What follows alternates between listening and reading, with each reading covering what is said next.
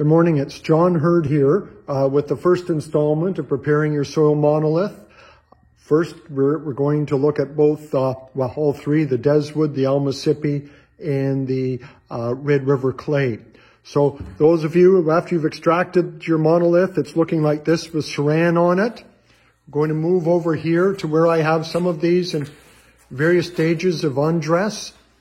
First step is you use a knife, X-Acto knife. You cut along the edge and fold back the saran, and you can collect soil on that.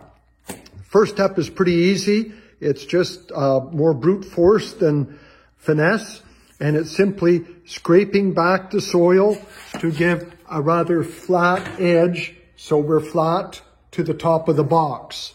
Of course, this is the Almasippi with a very nice Crotavina showing up right here. The Almasippi, very easy to trim back. No stones, not a lot of clay or structure. The tough one is going to be the Red River Clay. Of course, I've got there now we're right side up. And being the clay here, it has dried a bit. You remember when we removed these soils, they were very dry. And so after you move the saran fairly quickly, get in here with what moisture is there, you'll find it a lot easier to scrape and cut back the soil flush with the box. Now, there's a number of tools that I use. I use a collection of putty knives here, this one or a broader one. Sometimes I have to use these little pry bars here, which has a sharp edge on it.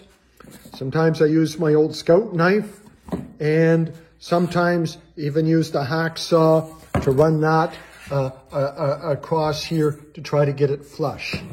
You do whatever you can do. Try to minimize the amount of breaking up of structure that you get, but it will happen. We'll fill that in with glue mixtures and soil later. And as we work on that, we'll move back or brush back the soil off the top until we get a flat box. The Deswood soil I have here